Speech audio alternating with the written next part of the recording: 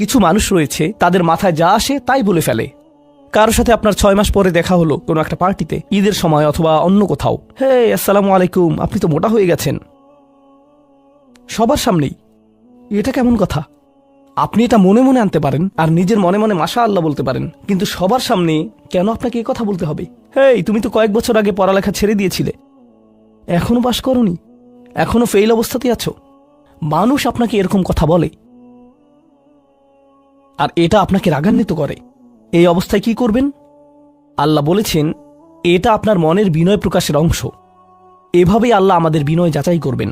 আর প্রসঙ্গক্রমে তারাই হয়ে থাকে আমাদের সবচেয়ে কাছের মানুষ, যার অর্থ আপনি এই ধরনের পরিস্থিতিতে বারবার বারবার বারবার পড়বেন। কিভাবে এটা থেকে বেরিয়ে আসবেন? আল্লাহ বলছেন ওয়াইদা খাতাবাহুমুল জাহিলুনা ক্বালু সালামা। এটা দিয়ে কতিপয় জিনিস বোঝায়। আমি এখানে সেই কয়েকটি শিক্ষা নিয়ে আলোচনা করব।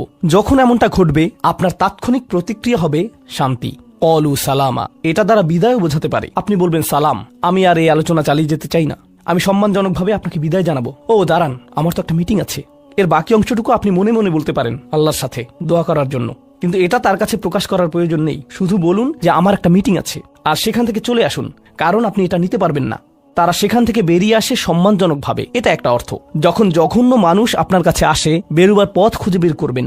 কোরআন এই সূরাতে আরো পরে যা বলেছে যে মাররু কিরামা, সম্মানজনকভাবে তারা এটা অতিক্রম করে চলে যায়। কিছু কিছু মানুষ আছে যারা এমন কথা বলতে চায় যা আপনাকে রাগান্বিত করবে। তারা আসলে এটা করে মজা পায়। তারা কথা বলবে শুধু আপনাকে উত্তেজিত করার জন্য। আর তাদের কেউ কেউ জানে যে ঠিক কি বলতে হবে, কারণ তারা আপনার সাথে আগেও কথা বলেছে। আর তারা জানে যে কোন জিনিস আপনাকে রাগিয়ে তুলে, তাই তারা জানে যে কোন বাটনটি প্রেস করতে হবে আর কিভাবে আপনাকে বিরক্ত করতে হবে। আপনি বসে আছেন, আমি উত্তেজিত হব না, আমি উত্তেজিত হব না, আমি উত্তেজিত হব না, কিন্তু তার কথা শুনে আপনি বিশাল দানবে পরিণত হয়ে গেলেন, যার ফলে সব ধ্বংস হয়ে যাবে। আর সেই ক্ষেত্রে আপনাকে আগে এটা রোধ করতে হবে।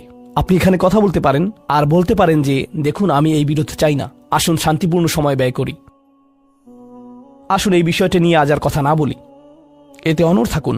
এটা দিয়েও ক্বালু সালামা বোঝায়। আমি আপনার সাথে ঝগড়া করতে চাই না, আমি শুধু চাই আলোচনাটা যাতে কুৎসিত পথে এগিয়ে না যায়। কখনো কখনো আমরা ভদ্রতা দেখাই, আর সেই সুযোগে মানুষ আমাদেরকে অসম্মানজনক কথা বলতে থাকে, এবং আত্মবিশ্বাসের সাথে মানুষকে জানিয়ে দিবেন যে তাদেরকে থামতে হবে, তারা সীমা ছাড়িয়ে যাচ্ছে। এটা সঠিক নয়, এমনটা করা সম্মানহীনতা নয়, শিষ্টাচার বহির্ভূত নয়। আপনি নিজের জন্য রুখে দাঁড়াতে পারেন, কিন্তু এটা শুধু মর্যাদাপূর্ণ উপায়ই করতে হবে, এমনভাবে যা শান্তিপূর্ণ। এছাড়াও সালামা শব্দটিকে অনেকেই অবস্থা হিসেবেও দেখেছেন। অন্য কথায়, যখন তারা জবাব দেয় তারা পরিপূর্ণ শান্তিপূর্ণ অবস্থায় থাকে, এটা ভিন্ন একটা অর্থ।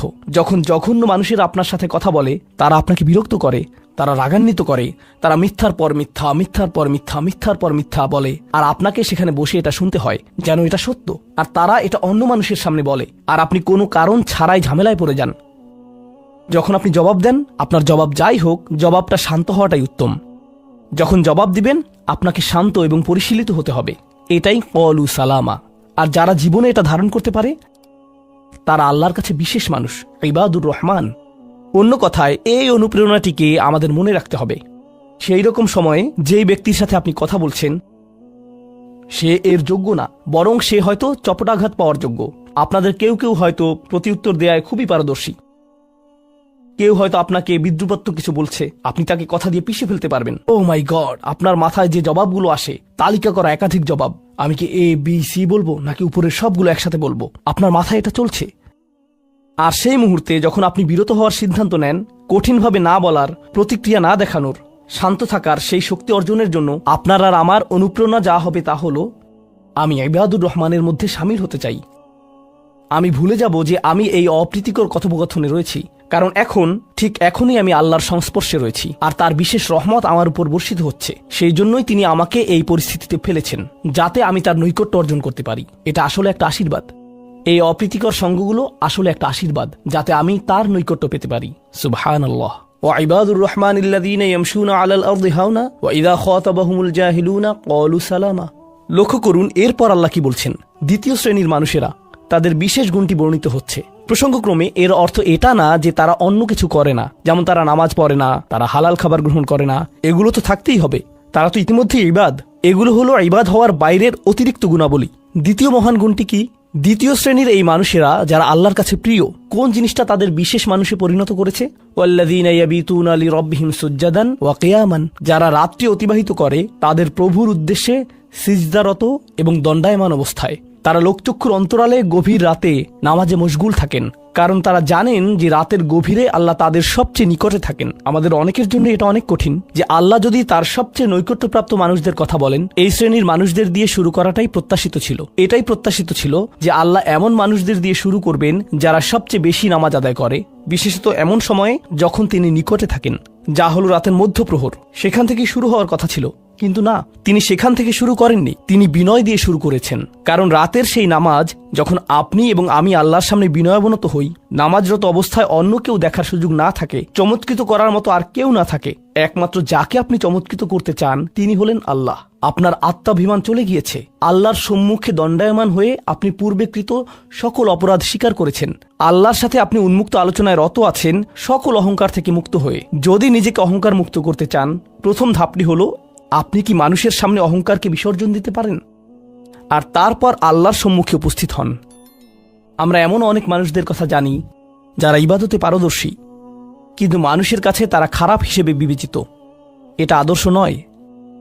এখানে একটি শ্রেণীকে অগ্রাধিকার দেয়া হয়েছে, আর এরা তারাই যারা মানুষের সাথে বিনয়ী।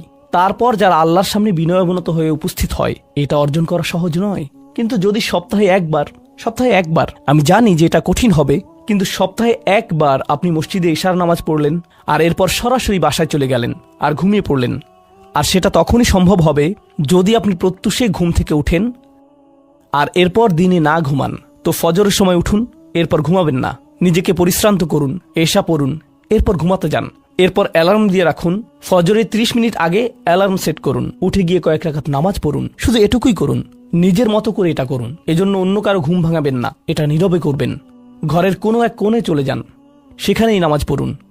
যদি সপ্তাহে একবার বা দুবারও এটা করতে পারেন, যে প্রশান্তি পাবেন, আল্লাহর সাথে যে সম্পর্ক অনুভব করবেন, সেটা আপনাকে সবচেয়ে কঠিন সময়েও সাহায্য করবে। আল্লাহ আমাদেরকে এই মানুষদের অন্তর্ভুক্ত করে দিন। ওয়াল্লাযীনা ইয়াবিতুনা লিরাব্বিহিম সুজ্জাদান ওয়া কিয়ামা। এরপর আসছে তৃতীয় ধরনের মানুষের কথা। ওয়াল্লাযীনা ইয়াকুলুনা রাব্বানা ইসরিফ আন্না আযাবা জাহান্নাম ইন্না আযাবাহা কানা গরামা ইন্নাহা সাআত মুস্তাকাররা ওয়া মুকামা। এই মানুষেরা শুধু একটি দোয়া করে, দোয়ার তালিকা নয়। তাদের একমাত্র দোয়া হলো, ইয়া আল্লাহ, আমি জাহান্নামে যেতে চাই না। অন্য যেখানেই রাখেন, জাহান্নামে নয়। আমাকে জাহান্নামে রাখবেন না, আমাদেরকে জাহান্নামের শাস্তি থেকে দূরে রাখুন। অবস্থান করার জন্য এটা বিভৎস একটা জায়গা। আমি এটা এক মুহূর্তের জন্যও দেখতে চাই না। আমি সেখানে স্বল্পস্থায়ীভাবে থাকতে চাই না, আর আমি সেখানে দীর্ঘস্থায়ীভাবেও থাকতে চাই না। দোয়াটি মনোযোগ দিয়ে শুনুন।